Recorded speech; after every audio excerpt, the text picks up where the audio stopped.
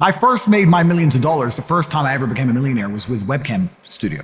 Oh, really? I didn't know that. Yeah, this is how I first ever made money. I mean, I was a kickboxing world champion, but kickboxing's not boxing, right? Yeah. So I'd make like $100,000 a fight. You fight 2 or 3 times a year. You pay 20% to your manager. You pay taxes, but you're not rich. So you get like 30 to 40% of the money. Yeah, and I didn't consider myself rich. Like 30, 40 grand chunks, twice a year, maybe 3 times a year. Living in London, London rents, need a car. You're trying, like you're not rich in any way. And that's actually the reason I retired, because I woke up one day and I thought, I'm giving 6 hours a day of absolute focus and energy to this. And I believe I'm smart enough that if I put that much tenacity into something else, I can be a multimillionaire. I truly believed that. I was like, I've realized now I've reached the pinnacle of kickboxing. My choice is either to change over to MMA, which I was offered to do earlier in my career, but at the time, the kickboxing contract paid more money. I had to pay the bills, so I went kickboxing. Change over to MMA, learn to wrestle, change over to UFC, blah, blah, blah. But this is also like 7, 8 years ago where even the UFC didn't pay the money it pays now. But the UFC still doesn't pay that much money from what I understand. No, if you're like top 5 or champion, yeah. But most of the dudes you're going to see there in the prelims, they're getting 10 grand a fight, 9 grand a fight. It's nothing, right? So it'd be like starting my career all over again. And at the age of 28, I thought, I don't have the gumption to start again. I've been through hell for this. I've broken my hand 8 times. My ribs have been broken. I don't want to do this all over again. So what do you do when you realize that, hey, maybe I don't want to keep fighting? I decided to get rich. What does that mean to you? When you're sitting there, you're getting, $30,000, $40,000 kind of net on a per fight basis. Is rich to you like, hey, I want a couple $100,000, $1 million, $20 million, $1 billion? I wanted 30 or 40,000 every month.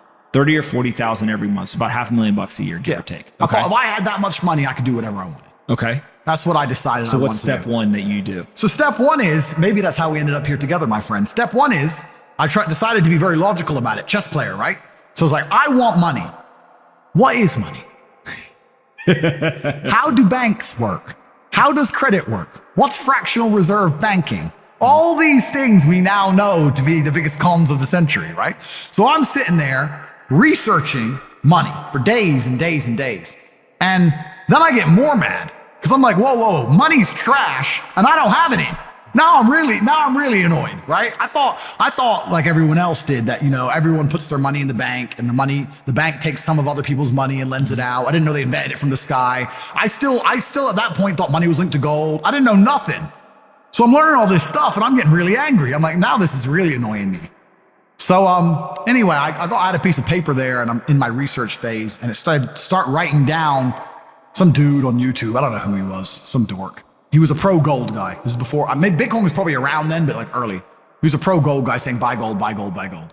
And he was saying the difference between an asset, a liability, et cetera, et cetera. So I started trying to write down what I had. I was like, I have an apartment, I have a BMW. I'm in good shape, but I already use that for fighting. What can I do? I can play chess. I'm just writing down the things I have and what I'm good at. And then I kind of realized, I was like, I've got like 8 girlfriends. But because I was traveling the world, and if you win, you get a ring girl. It's kind of like she's banging the winner, right? You win a world title, you get to choose the ring girl you want. It's pretty easy, right? So I had a girlfriend in Slovakia, I had a girlfriend in France, I had a girlfriend in England, all these girlfriends. Do they know about each other? No. Okay. But they find out pretty soon.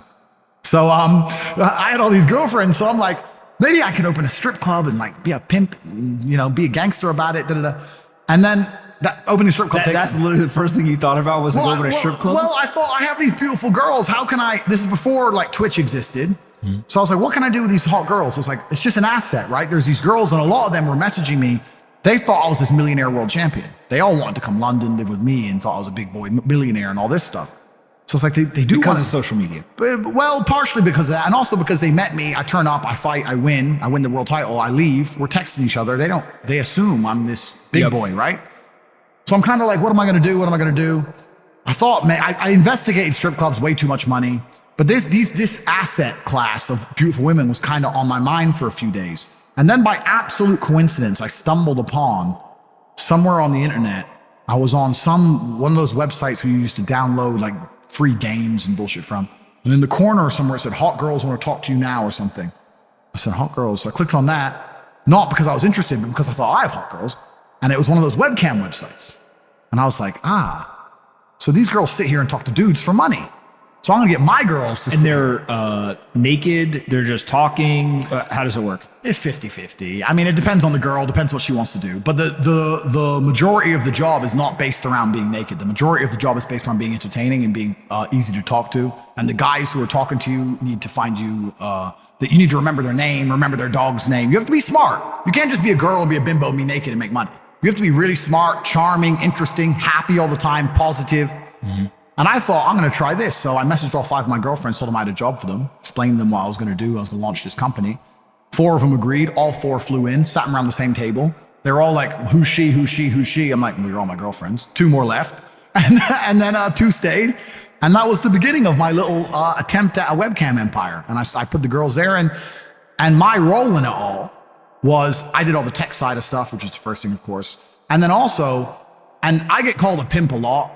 But and the reason I use the term is because I don't see it as a negative term. I see it as positively inspirational and motivating person. I'd motivate the girls. I'd make sure they did their job properly. If they had a bad day online, I'd come up with a good excuse for them. Oh, it's been a football game. It's been really busy. Don't worry. You're so beautiful. Don't be upset. You did better than her. You did the best today. I keep everything organized, put the schedules together, all that kind of stuff. And is it hard? It's hard because women have to want to work for you. Okay. Women have to want to obey you. That's what's hard. And you don't do that. This is one of the biggest misconceptions. I really want to clear this up. People in the movies and stuff, pimps are like aggressive, mean men. Complete opposite. Pimps are more like James Bond. James Bond's a pimp.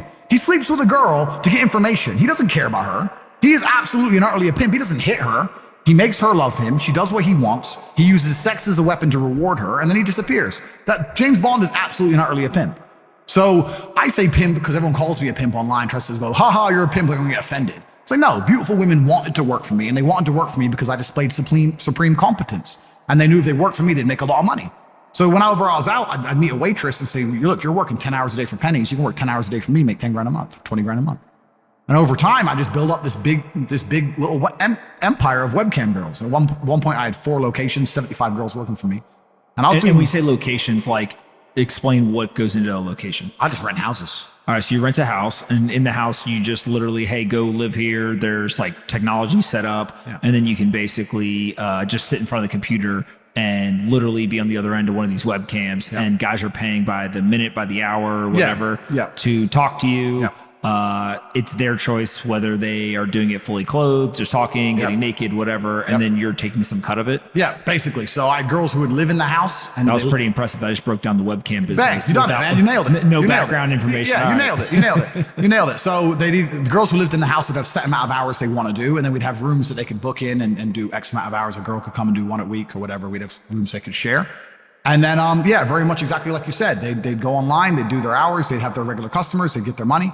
And then I'd take around half of the money, around 50%. You take 50%. Around 50%. Okay. Is that high or low compared to the rest of the industry? I'll tell you why it's very low. It's low because every time a girl would quit and try and do it by herself, she'd make a fraction of the money overall because she hasn't got the instruction. She hasn't got the motivation. She's just lazy with it, right? And women have a very different mentality to money than men. If you show a woman how to make $1,000 in an hour, she'll think, I only have to work an hour a week.